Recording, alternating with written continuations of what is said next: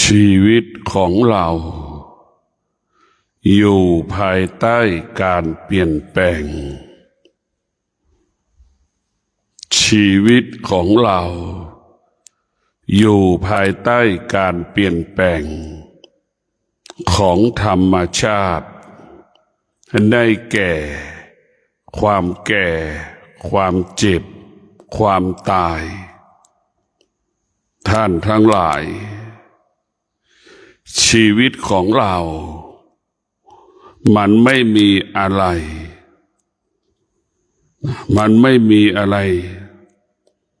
ชีวิตเราจะมีก็มีสติสิ่งที่เราควรรู้ก็รู้เรื่องธรรมะสิ่งที่เราควรรู้ก็รู้เรื่องธรรมะนี่แหละเป็นหลักของชีวิต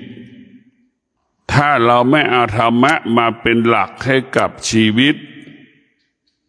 ตอนที่เราเกษียณอายุเวลาเรามีอายุมากขึ้นเราก็จะไม่มีหลักพอไม่มีหลักชีวิตก็ตกอยู่ใต้อำนาจความแก่ความเจ็บความตายเกิดความกลัวไม่อยากให้แก่ไม่อยากให้เจ็บไม่อยากให้ป่วยไม่อยากให้มันตายเพราะฉะนั้นพวกเราทั้งหลายชีวิตเรานั้นเมื่อเรามีสติแล้วการเปลี่ยนแปลงของจิตนั้นจะอยู่ในธรรม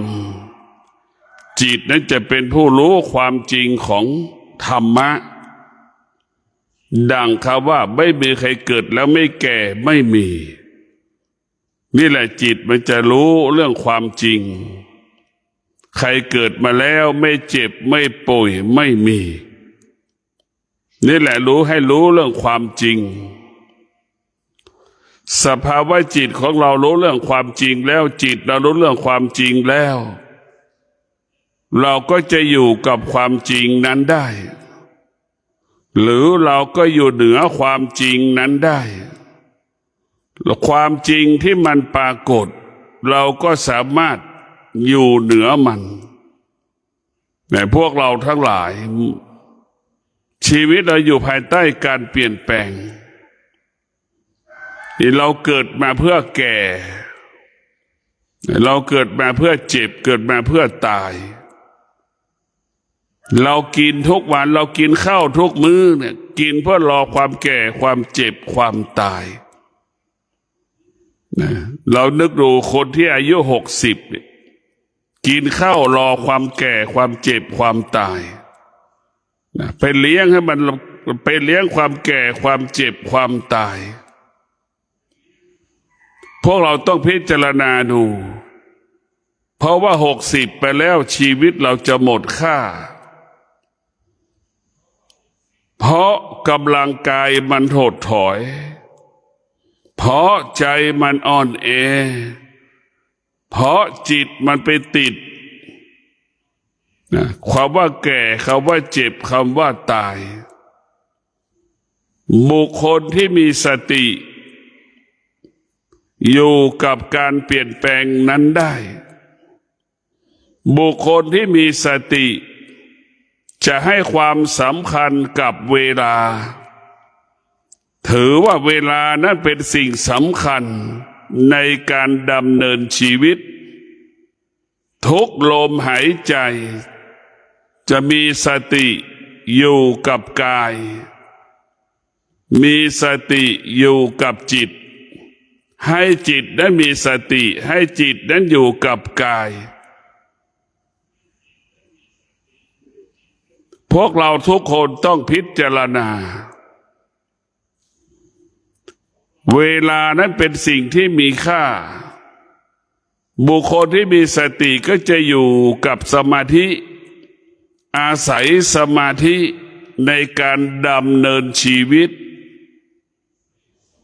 บุคคลที่มีสติบุคคลนั้นดำรงตนให้กายสะอาดให้กายบริสุทธิ์ กายนั้นต้องประกอบไปด้วยศีลจิตต้องประกอบไปด้วยสมาธิทั้งกายทั้งจิตต้องอาศัยปัญญาเป็นผู้ปรับปรุงเปลี่ยนแปลงแก้ไขในท่านทั้งหลายกายกับจิตต้องอาศัยปัญญาเป็นผู้ปรับปรุงเปลี่ยนแปลงแก้ไขให้กายกับจิตนั้นอยู่ในธรรมให้กายเห็นให้จิตเราเห็นกายว่ากายนั่นคือธรรมให้กายนั่นคือเห็นธรรมว่าธรรมมาอยู่ที่กายเราจะต้องพิจารณาว่าการเปลี่ยนแปลงของมนุษย์หรือมนุษย์อยู่ภายใต้การเปลี่ยนแปลงมนุษย์ผู้ใดที่มีอาศัยสติมนุษย์ผู้ใดอาศัยสมาธิการเปลี่ยนแปลงชีวิตมนุษย์ผู้นั้นเปลี่ยนแปลงชีวิตด้วยความสงบชีวิตนั้นจะอุดมสมบูรณ์ไปด้วยความสงบชีวิตนั้นอุดมสมบูรณ์ไปด้วยปัจจัยสี่มากกว่าปัจจัยสี่มนุษย์อีกกลุ่มหนึ่ง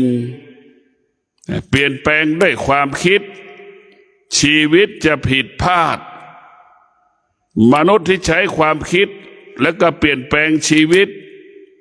ตนั้นก็จะผิด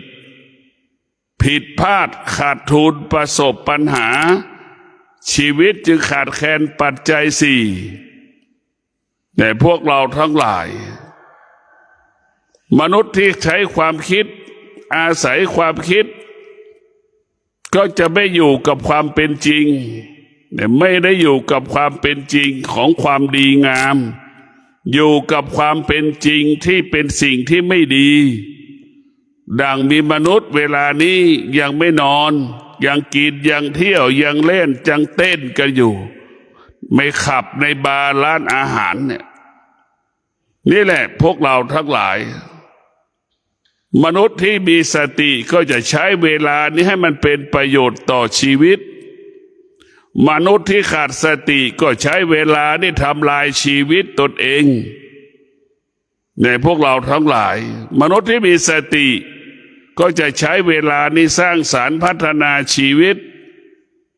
ให้ชีวิตเหล่านั้นอยู่เหนือการเปลี่ยนแปลงอะไรจะปรากฏเกิดขึ้นเราก็อยู่เหนือมันอะไรทั้งหลายที่เกิดขึ้นก็หมายความว่าตาสัมผัสกับรูปหูสัมผัสกับเสียงเนี่ยเราจะอยู่เหนือสิ่งที่เรารู้เราจะอยู่เหนือสิ่งที่มันสัมผัสเราจะอยู่เหนือการปรุงแต่งของเวทนาและอุปทานแต่พวกเราทั้งหลายชีวิตเรานั้นจะต้องอยู่กับธรรมอยู่กับธรรมอยู่ด้วยธรรมตื่นก็มีสติเก็บกวาดเก็บกวาดก็มีสติจะทำงานทุกลมหายใจก็ต้องมีสตินี่แหละเราอยู่ด้วยธรรมเมื่อเราอยู่ด้วยธรรมกายเราวาจาใจเราก็เป็นผู้บริสุทธิ์นี่แหละคือธรรมนั้นจะทำให้เราเป็นผู้บริสุทธิ์เมื่อเราเป็นผู้บริสุทธิ์จิตใจเราก็เบิกบานผ่องใสเหมือนน้ำที่เราดื่มแต่เรารู้แล้วว่าน้ำดื่มคือน้ำสะอาดจิตเราก็เช่นเดียวกันถ้าจิตเราสะอาดจิตเราบริสุทธิ์จิตเราก็เป็นดั่งน้ำที่เราดื่มแต่พวกเราต้องพิจารณาน้ำที่เราดื่มนั้นมันต้องผ่านการกลั่นกรองชีวิตเราจิตเราก็ผ่านกันพิจารณาด้วยศีลสมาธิปัญญาถ้าเรามีศีลมีสมาธิมีปัญญาแล้วกายก็สะอาดวาจาก็สะอาดใจก็สะอาดเราไม่ต้องกังวลใจใดๆทั้งสิ้นเมื่อกายวาจาใจเราสะอาดเราก็ดื่มเหมือนเราดื่มน้ำที่บริสุทธิ์นั่นแหละไม่ต้องแข่งไม่ต้องคาใจว่าน้ำมันดีไม่ดีพวกเราทั้งหลายเมื่อเรามีสติมีศีลมีสมาธิมีปัญญาแล้วเราจะมีกำลังในการดำเนินชีวิตเรามีกำลังอยู่กับการเปลี่ยนแปลงของชีวิตของเรามันหยุดนิ่งไม่ได้ ชีวิตของเราก็เหมือนท่อนไม้ที่มันติดไฟมันจะหมดไปทุกวันทุกวันชีวิตเราเหมือนตะเกียงน้ำมันจะหมดแล้วจนถึงที่สุดทุกคนก็ตายเสมอเหมือนกันหมดเราต้องพิจารณาทำไมมันต้องตายเราต้องพิจารณานี่ความตายมีทั้งหลายอย่างหลายลักษณะของความตายรูปแบบความตายมันตายสารพัดตายรถชนใช่ไหมพวกเราทั้งหลาย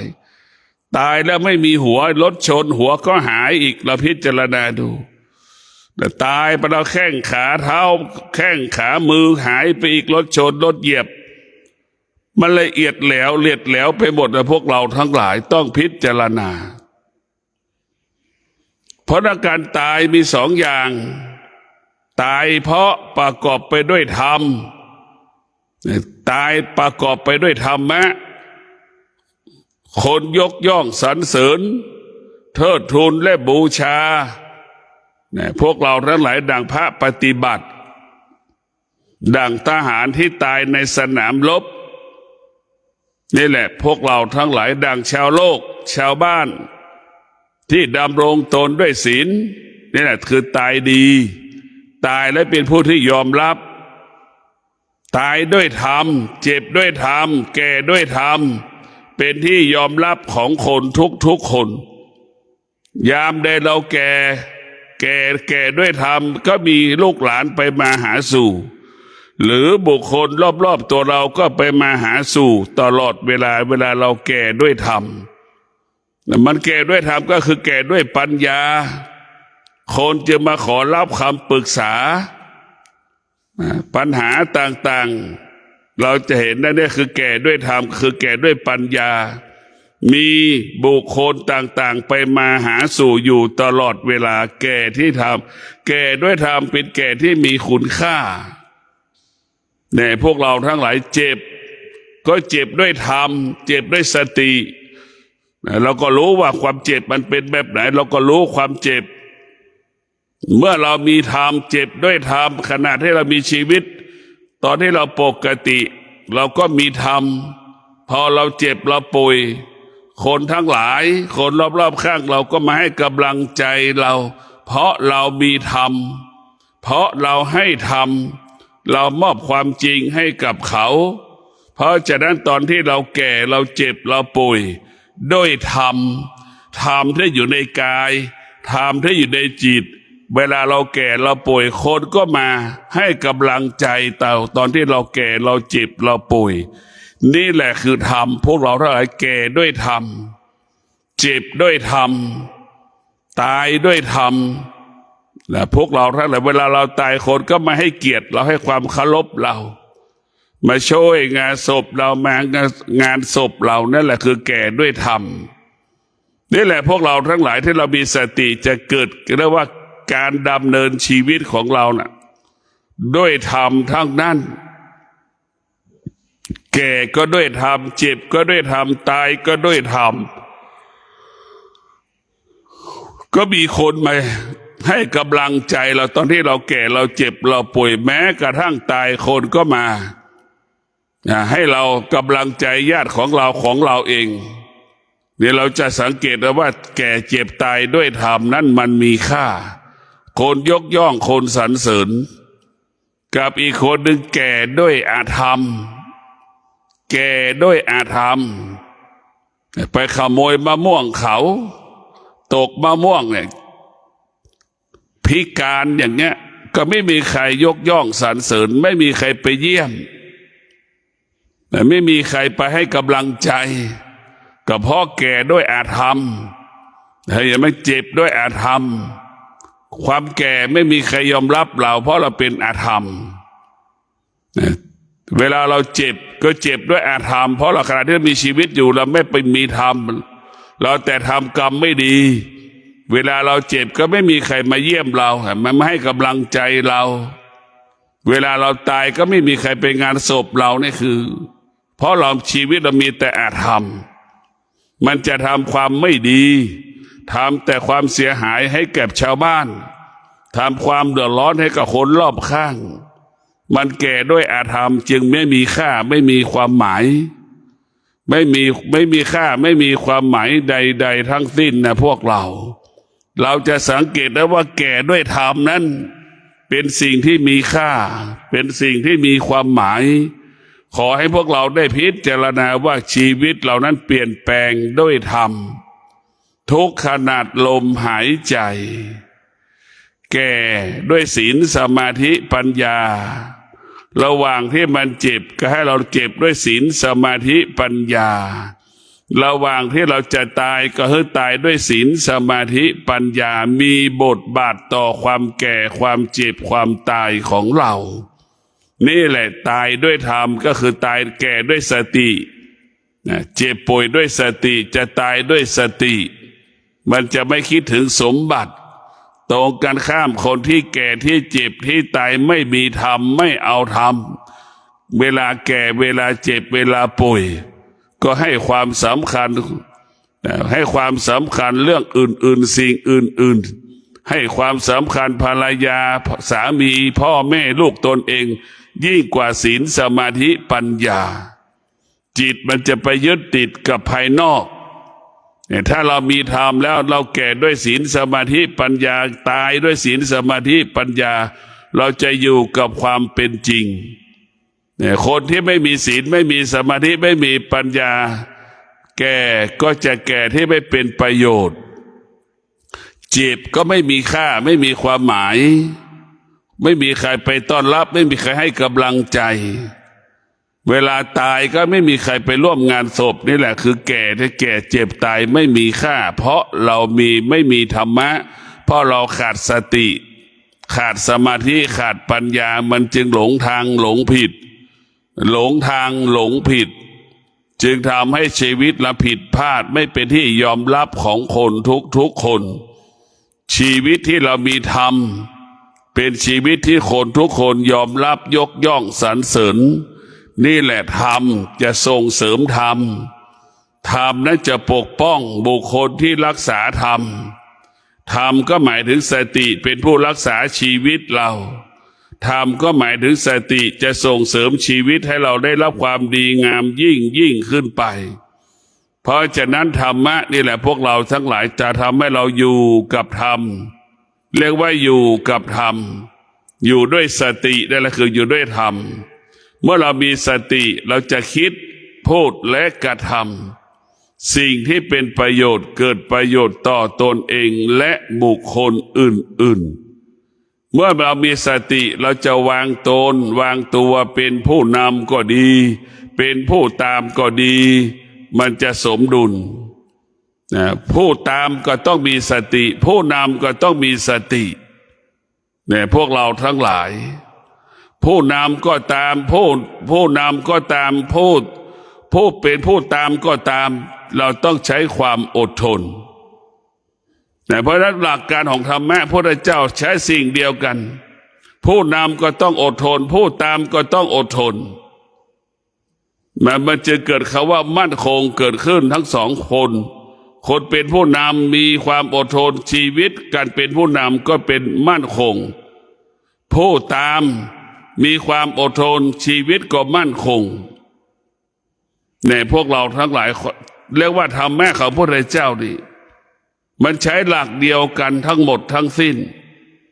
มันไม่ได้แยกว่าคนแก่ไม่ได้แยกว่าธรรมะเป็นคนหนุ่มเป็นอันนี้คนแก่เป็นแบบนี้มันไม่ใช่จะแก่จะหนุ่มเมื่อเรามีสติคนต้อนรับเราแก่แล้วเราขาดสติไม่มีใครต้อนรับเราพวกเราทั้งหลายแก่ด้วยสติมีคนต้อนรับแก่แล้วขาดสติไม่มีใครต้อนรับแต่เราจะสังเกตว่าคนที่มีสตินั้นจะอยู่กับความจริงเหมือนลูกมีสติสมบูรณ์พูดไปเมื่อไหร่แม่สะเทือนใจมันนี่แหละคือลูกท้ายสุดแม่ก็ยอมรับว่าลูกนั้นเป็นผู้รู้ความจริงแม่ลูกพูดมาทีไรแม่มีสติกลับคืนมามันนี่แหละทำให้ลูกนั้นมีธรรมะดำเนินชีวิตด้วยสติเราจะบอกว่าเด็กมันไม่มีสติบางอย่างมันสติมันก็ติดตัวเรามาตั้งแต่เราเกิด บางอย่างเราก็ต้องสร้างสติเนี่ยพวกเราทั้งหลายศีลสมาธิปัญญาเนี่ยเป็นอาหารของสติถ้าเราดำรงตนด้วยศีลสมาธิปัญญาสตินั่นก็จะมั่นคงสติแล้วก็จะมีกำลังสติก็จะมีเหมือนพลังพายุเฮอริเคนมันมีพลังแบบนั้นแหละเหมือนเสือจะกินงัวนั่นแหละพวกเราทั้งหลายมันมีพลังมากตัวธรรมะของพระพุทธเจ้าพวกเราต้องมีสติหมายความว่าชีวิตเราเปลี่ยนแปลงไปด้วยธรรมหรือชีวิตเราอยู่ด้วยธรรมนั่นแหละทุกวินาทีเรามีสตินั่นแหละคือธรรมอยู่กับกายธรรมอยู่กับจิตเราจะมีสติรู้จะไม่ให้เกิดความโลภความโกรธความหลงเกิดขึ้นที่กายที่จิตของเราชีวิตเราจะไม่ตกอยู่ใต้อำนาจความอยากอันเป็นผู้บ่อนทำลายชีวิตเราแต่เราจะต้องใช้ชีวิตเรานั้นอยู่ในธรรมให้อยากให้อยู่ในธรรมอยู่กับธรรมเนี่ยสำคัญที่สุดก็คือวิริยะภาคเพียรความอดทนแล้วก็มีอุเบกขาให้ความวางเฉยเราจะไม่ตอบสนองสิ่งที่รู้เราจะไม่เกิดอาการไม่สำแดงอาการกับสิ่งที่เรารู้นี่เราจะพิจารณาแบบนี้ว่าเราจะอยู่กับการเปลี่ยนแปลงเราจะอยู่เหนือการเปลี่ยนแปลงแต่เราจะไม่ตอบสนองการเปลี่ยนแปลงนี่แหละเราอยู่กับธรรมอยู่ด้วยธรรมนำพาชีวิตของเรานั้นมาสู่ให้เกิดความดีงามให้เกิดความงอกงามยิ่งขึ้นไปร่างกายของเราในพวกเราทั้งหลายมันเสื่อมเริ่มลุกก็โอยนั่งก็โอยนั่นคือร่างกายมันเสื่อมลุกยากนั่งยากนะคือร่างกายมันเสื่อมเนี่ยพวกเราทั้งหลายนั่นคือการเปลี่ยนแปลงปรากฏเนี่ยเราจะต้องพิจารณาแต่เราจะต้องจัดระบบการดำเนินชีวิตของเราเนี่ยธรรมะนั้นสำคัญมันจัดการบริหารชีวิตของเราคนที่มีสติจะกินก็รู้พอประมาณไม่กินมากไม่กินน้อยคนที่มีสติพักผ่อนไม่มากไม่น้อยพอประมาณคนที่มีสติจะนั่งจะนอนจะเดินก็พอประมาณไม่ให้มากไม่ให้น้อยเพราะฉะนั้นคนที่มีสติจะรู้จักประมาณในการดำรงตนตั้งแต่การกินของเราถ้าเราขาดสติการกินก็กลายเป็นภาระเพิ่มภาระทำให้เราแก่ให้เราเจ็บให้เราป่วยก่อนเวลากำหนดท้ายสุดก็ให้เราตายก่อนเวลากำหนดนี่เพราะเราขาดสติก็ไม่รู้จักประมาณในการกินเรามีสติเราจะรู้จักประมาณในการกินเช่นไรมันถึงจะพอดีจะนอนเช่นไรถึงมันจะพอดีเราจะทำงานแบบไหนมันถึงจะพอดีทำงานแล้วไม่ทำลายชีวิตเราไม่เบียดเบียนชีวิตเรานั่นแหละคือพวกเรามีสติมันจะเกิดคำว่าสมดุลสมบูรณ์ในท่านทั้งหลายต้องพิจารณาสติปัญญานี่มันจะสร้างความสมดุลในการกินในการดำเนินชีวิตประจำวันตั้งแต่8 โมงเช้าถึง6 โมงเช้าอย่างเงี้ยเราจะต้องมีสติ8 โมงเช้ามันจะเริ่มดำเนินชีวิตไปจนถึง6 โมงเช้าอย่างเงี้ยเราจะต้องดำเนินชีวิตของเราจะต้องจัดระเบียบชีวิตของเราดังคนที่มีสติปัญญาก็สามารถจัดระเบียบชีวิตตนเองได้คนที่ขาดสติไม่สามารถจัดระเบียบชีวิตตนเองได้คนที่ขาดสติปัญญาไม่รู้จักประมาณตนกินเนี่ยมาจนท้ายสุดกินแล้วสร้างภาระสร้างปัญหาให้เราแก่ให้เราเจ็บให้เราป่วยนำมาซึ่งโรคสารพัดโรคมันจึงเกิดคำว่าเราเจ็บเราป่วยเพราะเรากินเนี่ยเราเจ็บเราป่วยเพราะเรากินเราขาดสติเรากินไม่รู้จักประมาณในการกินแล้วก็ไม่รู้จักจะสิ่งที่กินนั้นเป็นประโยชน์ต่อร่างกายเราไม่ได้คิดเราไม่ได้พิจารณาการกินคือการทำลายชีวิตของเราส่วนมากมันก็เกือบ80-90%กินทำลายชีวิตทุกวันนี้เราตายเพราะเรากินสิ่งที่ไม่กินสิ่งที่มันเป็นโทษ มันทำลายคุณภาพชีวิตของเราในพวกเราทั้งหลายแก่เราแก่เพราะเรากินเราเจ็บเพราะเรากินเราตายเพราะเรากินจนถึงที่สุดนะเราก็จนถึงที่สุดอีกเราก็แก่เจ็บตายเพราะเราไม่กินอีกเห็นไหมนะแก่เจ็บตายก็เพราะเรากินไม่รู้จักประมาณในการกินนี่แหละพวกเราทั้งหลายเราต้องมีสติพิจารณาเวลาเราแก่เราป่วยเราก็จะต้องกินเราขาดปัญญาเราจะไม่กินไปตามใจว่ามันไม่อร่อยไม่อยากกินมันเบื่อนี่แหละจะทำให้เราแก่เราเจ็บเราป่วยตายเพราะเราขาดปัญญาที่สุดเราตายเพราะเราไม่กินนี่แหละพวกเราทั้งหลายเราต้องมีสติผู้ที่มีสติจะรู้จักตนเองอย่างคนที่ขาดสติเวลานี้ก็มีคนอีกจำนวนหนึ่งยังกินอยู่นี่ยังเต้นกันยังลำกันอยู่ยังร้องเพลงในผับในบาร์ร้านอาหารอย่างเงี้ยนี่แหละคนที่ขาดสติไม่รู้จักประมาณตนเองดำเนินชีวิตทำลายชีวิตตัวเองไม่พอทำลายครอบครัวนะครับสร้างภาระสร้างปัญหาให้กับพ่อกับแม่ตนเองอีกคนที่ไม่รู้จักประมาณตนเองหรือขาดสติไม่รู้จักประมาณตนเองทำอะไรตามใจตนเองนี่แหละคือคนที่ขาดสติแต่พวกเราทั้งหลายทำอะไรตามใจตนเองไม่คนที่ขาดสติเป็นคนที่ไม่มีระเบียบเป็นคนที่ไม่มีวินัยตามใจตัวเองทุกอย่างอยู่กับใครก็ไม่ได้อยู่กับใครก็ไม่ได้พึ่งใครก็ไม่ได้พึ่งตัวเองก็ไม่ได้พอขาดสติมันก็ไม่มีกินพอขาดสติมันก็อดอยากลำบากพวกเราทั้งหลายนี่แหละคือขาดสติมันก็ทำให้เราอดอยากลำบากกลายเป็นปัญหาของชีวิตและท้ายสุดชีวิตก็เป็นภาระของคนรอบข้างกลายเป็นภาระของพี่น้องนี่แหละคือเราขาดสติเป็นจึงทำให้ชีวิตเราอดอยากลำบากพอขาดสติแล้วจะทำให้ชีวิตเราขาดแคลนปัจจัยสี่พวกเราทั้งหลายต้องมีสติธรรมะของพระพุทธเจ้าก็คือสตินั่นแหละเป็นผู้กำกับกำหนดควบคุมให้เราดำเนินชีวิตบรรลุเป้าหมายในพวกเราทั้งหลายดำเนินชีวิตให้เราบรรลุเป้าหมายด้วยสติเรามีสติทุกวันกายวาจาใจเราสะอาดบริสุทธิ์ทุกวันจิตใจเราก็เบิกบานผ่องใสทุกวัน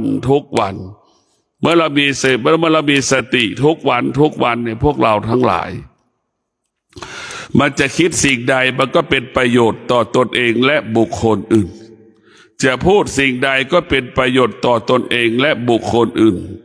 จะทำการใดๆก็เป็นประโยชน์แก่ตนเองและบุคคลอื่นๆนี่แหละคืออำนาจของธรรมนี่แหละคือธรรม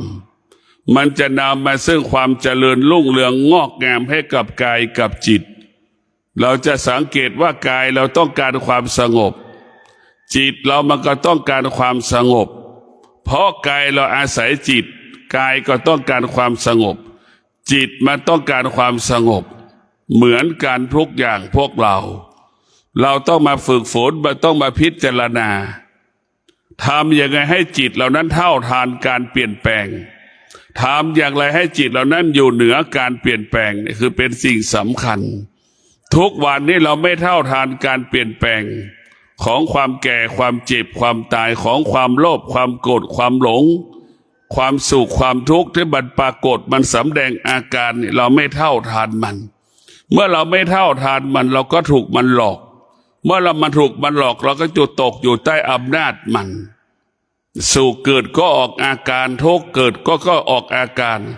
สุขเกิดก็สำแดงอาการทุกข์เกิดก็สำแดงอาการตกอยู่ใต้อำนาจมันเพราะฉะนั้นพอเรามีสติฝึกฝนจิตเรามีสติสมบูรณ์เราจะไม่ตกอยู่ใต้อำนาจความโลภความโกรธความหลงเราจะไม่ตกอยู่ใต้อำนาจความอยากสารพัดความอยากเราจะไม่ตกอยู่ใต้อำนาจความสุขความทุกข์เพราะเรามีสติจึงเท่าทัน เท่าทานสิ่งที่เรารู้ที่มันปรากฏทางตาหูจมูกลิ้นกายใจนี่เราจะเท่าทานมันส่วนมากเราขาดสติไม่เท่าทานมันเมื่อเราขาดสติไม่เท่าทานมันแล้วเราก็ตกเป็นทาสมันเหมือนหนูติดกาวเนี่ยเมื่อเราไม่เท่าทานมันแล้วพวกเรากลายเป็นหนูติดกาวอยู่ใต้อำนาจของมันท้ายสุดชีวิตคนจำนวนมากก็ตกอยู่ใต้อำนาจความโลภความโกรธความหลงตกอยู่ใต้อำนาจความโลภความโกรธความหลงนี่แหละตกอยู่ใต้อำนาจความโลภความโกรธความหลงฝากให้พวกเราได้มีสติเมื่อเรามีสติแล้วเราจะเป็นผู้กำกับชีวิตเราได้เหมือนคนขับรถก็กำกับรถนั้นได้จะไปจังหวัดไหนก็ไปได้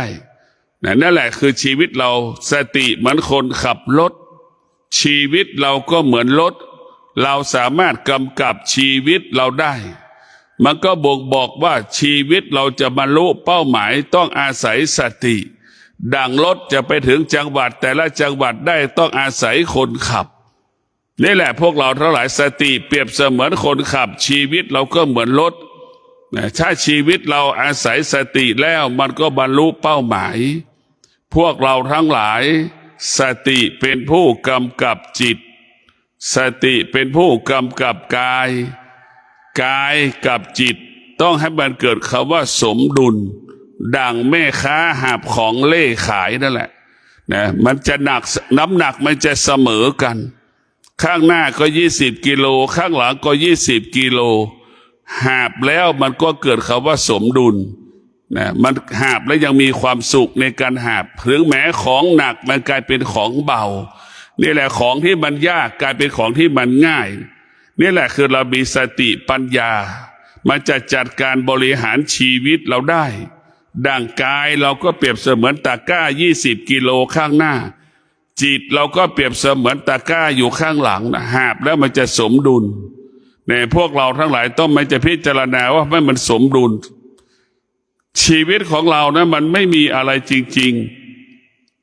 ๆมันมีแต่ความโลภความโกรธความหลงเต็มไปหมดความโลภความโกรธความหลงนะเหมือนมันเต็มไปหมดมันเต็มไปในจิตใจเราอยู่กับจิตใจเราหมดเราจะต้องถอดถอนมันนี่เรามาวัดเรามาปฏิบัติธรรมเนี่ยเราจะมาถอนความโลภความโกรธความหลงแต่ให้มันน้อยลงมันมีมากเราก็ให้มันเหลือน้อยมันมี100วันนี้เราออกไป1 ชิ้นออกไป2 ชิ้น3 ชิ้นทุกวัน100 วันเนี่ยมันมี100 ชิ้นมันก็หมดแล้วนั่นแหละความโลภความโกรธความหลงมันก็จะหมดสิ้นไปถ้าเรามีสติที่จะถอนมันเหมือนชาวไร่ชาวนาถอนวัชพืชถอนหญ้านั่นแหละความโลภความโกรธความหลงกิเลสตัณหาราคะก็เหมือนวัชพืชเปรียบเสมือนหญ้าที่อยู่ในสวนที่เราปลูกผักต่างๆเราก็ถอนหญ้าเหมือนชาวนาจะปลูกนาก็จะถอนหญ้ากิเลสตัณหาราคะเปรียบเสมือนหญ้านั่นแหละพวกเราทั้งหลายสติก็เหมือนชาวนานั่นแหละที่ไปถอนหญ้าพวกเราต้องมีสติหยุดความโลภความโกรธความหลงได้เรามีสติเราจะหยุดความคิดได้ในพวกเราทั้งหลายเมื่อเรามีสติเราจะหยุดความคิดเราจะไม่เป็นไปตามความคิดพวกเราต้องมีสติคนที่ขาดสติเข้าใจว่าความสุขอยู่ที่นู่นเนี่ยก็เข้าป่าเข้าใจว่าความสุขจะอยู่ในใกล้อยู่ในป่าก็จะเข้าป่าว่าความสุขอยู่ในป่าพอเราไปอยู่ในป่ามันก็ไม่สุขอีกเราเข้าใจอีกว่าความสุขอยู่ที่ทะเลไปทะเลมันก็ไม่มีความสุขอีกมันก็จะเป็นอย่างนี้แหละคนที่ขาดสติปัญญาก็เอาชีวิตพอไว้ของนอกกายเอาสุขทุกข์ไว้เป็นของนอกกายว่าอยู่ที่นั่นแล้วมันจะมีความสุขอย่างเงี้ยนี่คือคนที่ขาดสติปัญญาสุขทุกข์มาอยู่ที่กายกับจิตมันไม่ได้อยู่กับสถานที่นั้นได้สถานที่นี้ความทุกข์ความสุขไม่ได้เกิดจากบุคคลนั้นบุคคลนี้ทำให้เราสุขทำให้เราทุกข์ตัวเรานี่แหละทำให้เราสุขทำให้เราทุกข์เกิดอยู่ที่ตัวเราในพวกเราทั้งหลาย ความสุขมันก็เป็นแค่กระดาษที่เราเขียนอ่านว่าความสุขความทุกข์ก็เป็นแค่กระดาษที่เราอ่านหนังสือแต่สุขจริงๆทุกข์จริงๆอยู่ที่กายกับจิตเนี่ยเหมือนเรานั่งสมาธิเวลานี้เราเกิดอาการเบื่อหน่ายอย่างเงี้ยเกิดความเจ็บปวดอย่างเงี้ยนี่แหละคือเราอยู่กับความเป็นจริงนี่แหละมันเกิดขึ้นที่กายเรากายมันเกิดอาการนะเกิดอาการอะไรเกิดอาการเจ็บปวดตามร่างกายตามเอวตามหัวเข่าเนี่ยนี่แหละคือธรรมะมันเกิดขึ้นที่กายความโลภความโกรธความหลงมันก็เกิดที่กายเพราะธรรมะพวกเราทั้งหลายธรรมะหรืออยู่ที่กายกับเรานี่มันจะดีธรรมะอยู่ที่กายของเรามันจะดีในพวกเราทั้งหลายเราอยู่ที่กายของเราดีมากเราจะเห็นแต่ทุกวันนี้เราไปเห็นตัวหนังสือ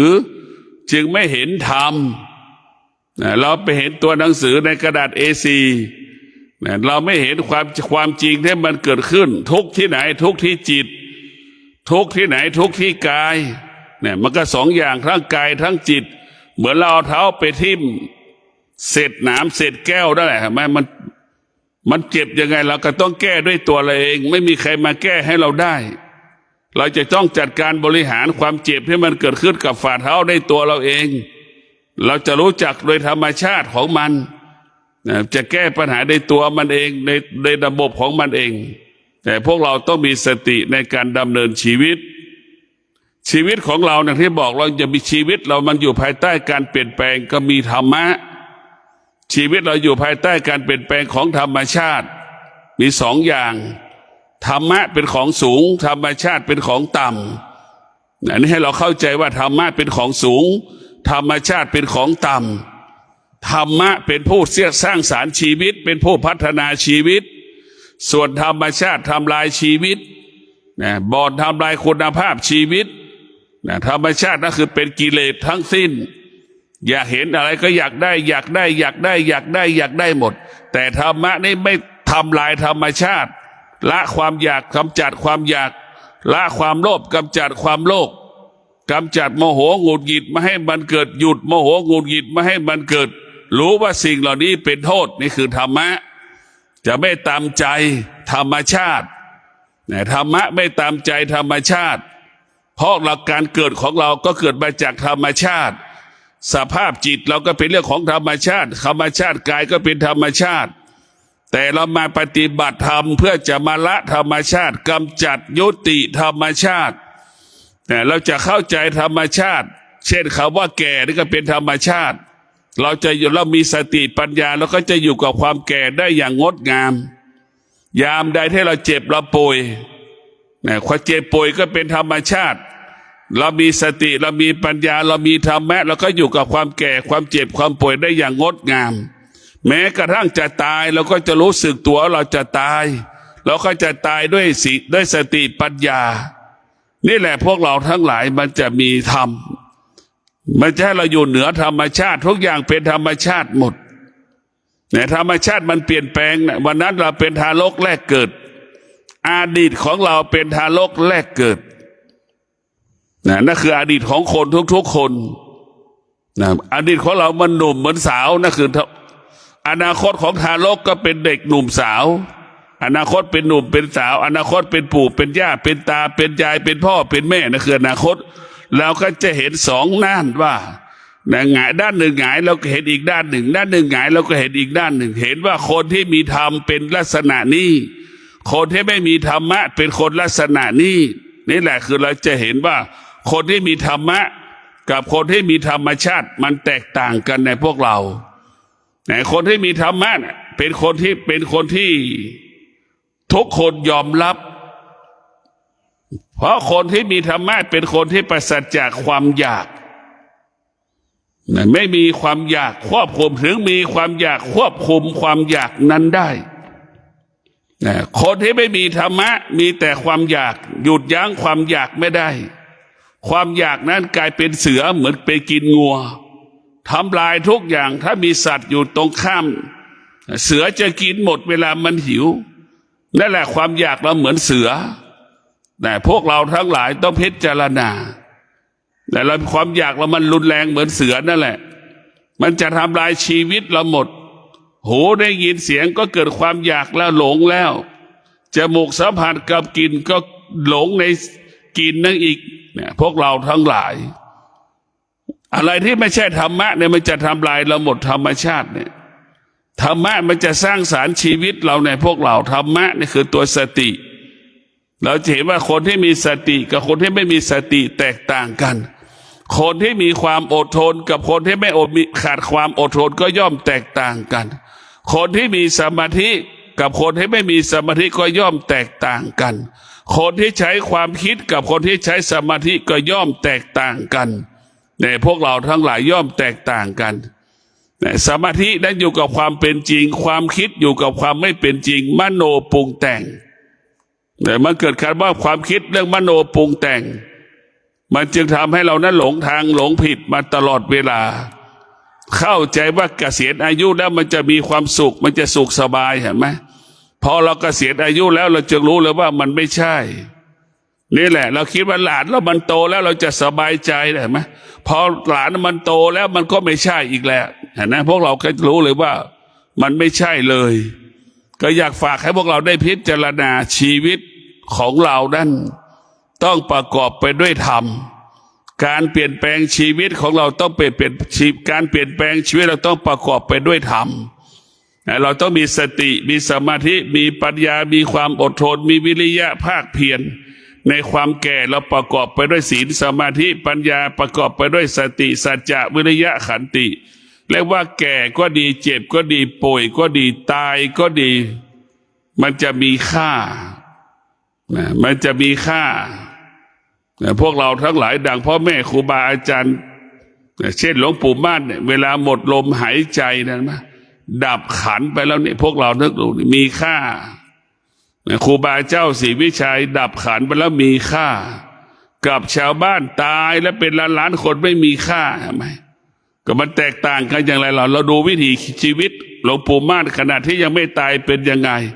ครูบาเจ้าศรีวิชัยใช้ยังมีชีวิตอยู่ดำรงตนเช่นไรเห็นไหมเราเห็นได้ว่าคนจำนวนมากตายเป็นล้านคนไม่มีค่าเท่ากับคนที่มีธรรม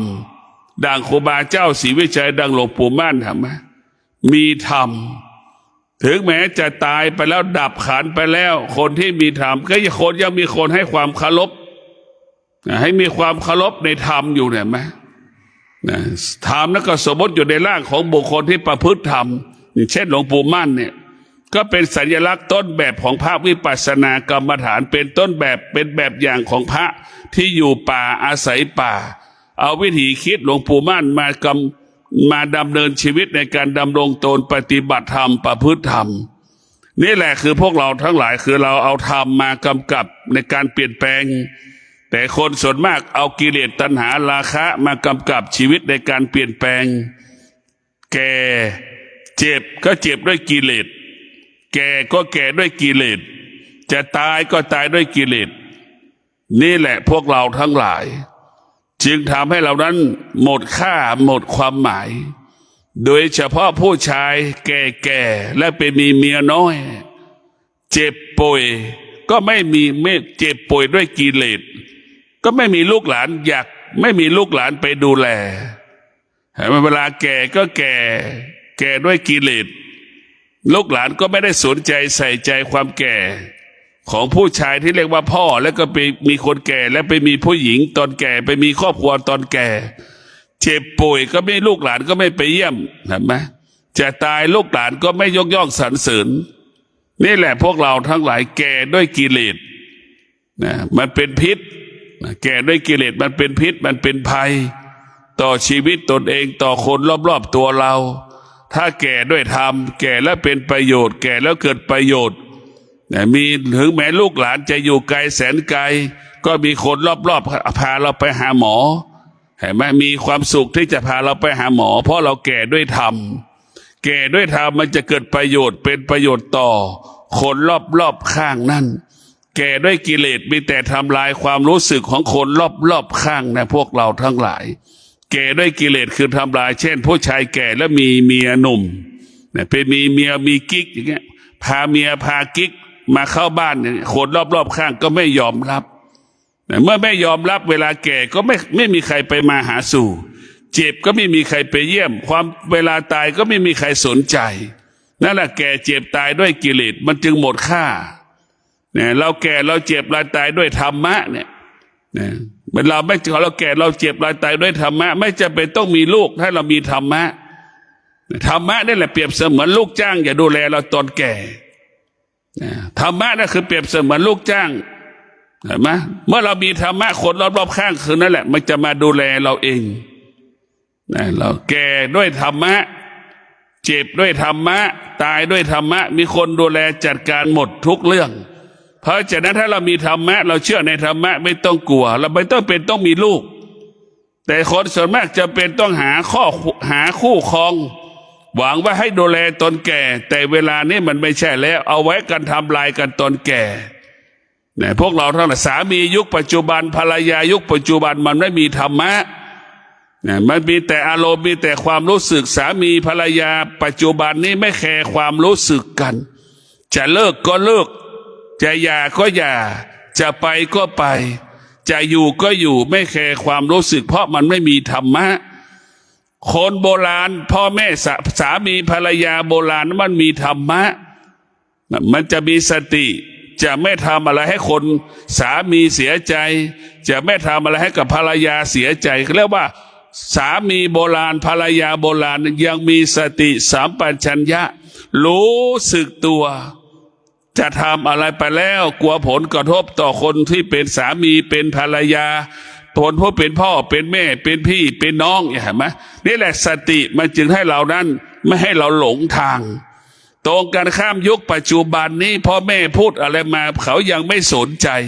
ไม่ให้ค่าพ่อแม่คำพูดพ่อแม่ไม่มีค่าไม่มีความหมายใดๆคนที่ปัจจุบันนี้ลูกปัจจุบันนี้ไม่ให้ความสำคัญพ่อกับแม่มันอยากเลิกมันก็เลิกมันอยากเที่ยวมันก็เที่ยวมันจะกลับกี่โมงมันก็กลับโดยไม่สนใจไม่แคร์ความรู้สึกบุคคลใดๆที่เกี่ยวข้องกับชีวิตของเรานี่แหละคนที่ไม่มีธรรมะจะเป็นเช่นนี้เปลี่ยนแปลงและทำลายชีวิตตนเองก็ขอความสุขสวัสดีจงเกิดแก่ท่านทั้งหลายขอให้ท่านทั้งหลายได้มีสติในการดำเนินชีวิตเราอยู่ภายใต้การเปลี่ยนแปลงประกอบไปด้วยธรรมแก่ด้วยธรรมเจ็บด้วยธรรมตายด้วยธรรมแล้วว่าแก่เจ็บตายแล้วมีความสุขแก่ไม่มีธรรมะเจ็บไม่มีธรรมะตายไม่มีธรรมะระหว่างที่มันแก่มันเจ็บมันตายไม่มีความสุขขาดคนดูแลขาดคนใส่ใจไม่ให้ความสำคัญความแก่ความเจ็บความตายคนที่ไม่มีความมะไม่มีค่าไม่มีความหมายใดๆทั้งสิ้นเนี่ยพวกเราทั้งหลายคนที่ไม่มีธรรมะไม่มีค่าเนี่ยหมูหมาเห็ดเป็ดไก่ยังมีค่าแม้เราเห็นหมาเจ็บใครจะเอาหมาไปโรงพยาบาลคนเราเนี่ยมันเกเรเสเพเนี่ยมันยิ่งกว่าหมายิ่งกว่าสัตว์ไม่มีใครดูแลก็มีอีกจำนวนมากเห็นว่าแก่แล้วไม่มีใครเอาไปโรงพยาบาล